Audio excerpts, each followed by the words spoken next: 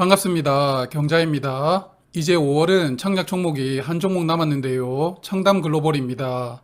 오늘 오후에 수요 예측 결과가 나왔는데요. 결과와 함께 저의 생각을 조금 말씀드리도록 하겠습니다. 청담글로벌은 코스닥 시장으로 상장하고요. 다음 주 24일과 25일에 청약을 합니다. 그리고 환불일은 금요일인데요. 환불 기간은 이틀입니다. 먼저 수요 예측부터 볼 텐데요. 화면 보시면 결과가 오묘하게 나왔죠. 기관 경쟁률은 24.79대 1이었고요. 편의상 25대 1이라고 하겠습니다. 그리고 의무 합격 비율이 16.5%였는데요. 정말 낮은 기관 경쟁률에 준수한 의무 합격 비율이 나왔는데요. 판단하기가 애매합니다. 의무 합격을 세부적으로 보니 수량 기준으로는 앞서 말씀드린 것처럼 16.5% 비중으로 의무 합격 신청이 들어왔지만요. 건수 기준으로 보면 4건입니다.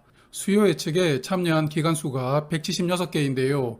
그 중에서 4개 기관, 즉 2.3%에 해당하는 기관이 대량으로 의무 합격을 신청했던 것입니다.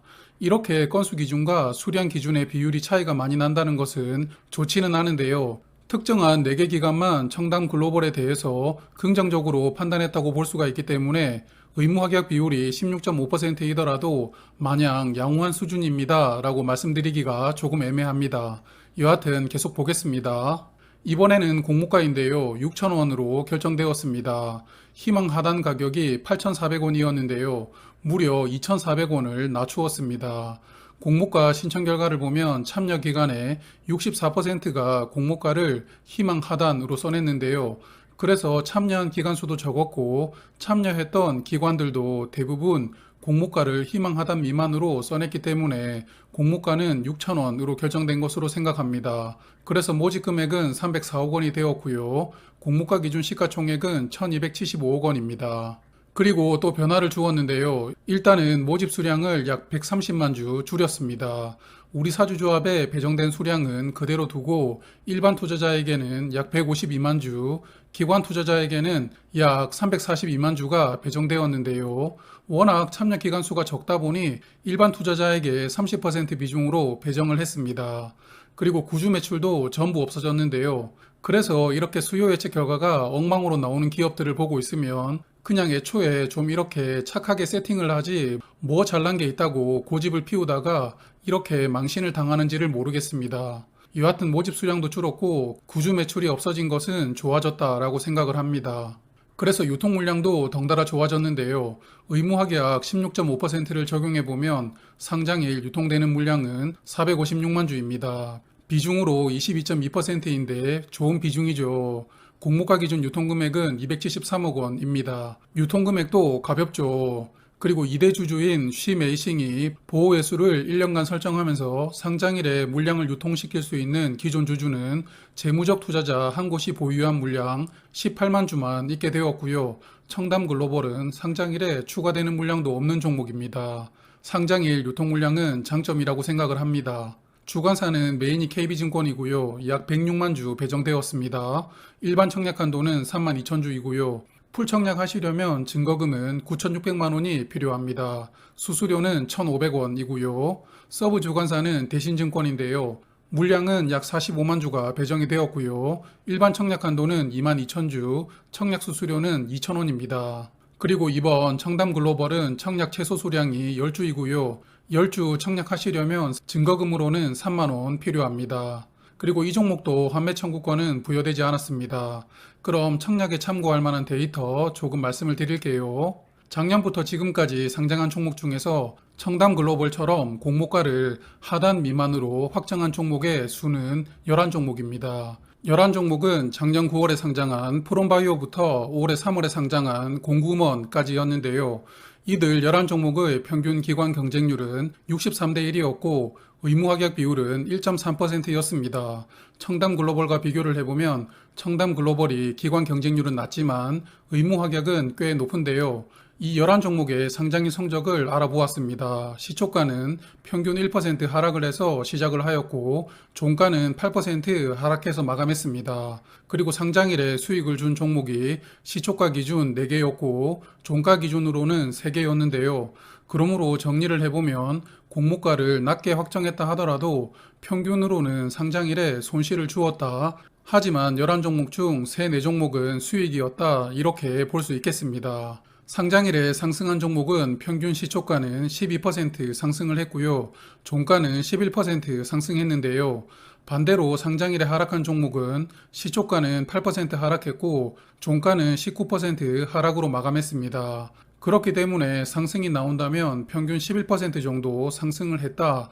그리고 하락이 나온다면 평균적으로는 8에서 19% 정도 하락을 했다. 이렇게 볼 수 있겠습니다. 하락한 종목 수가 더 많았고 상승폭보다 하락폭이 조금 더 큰 상황입니다.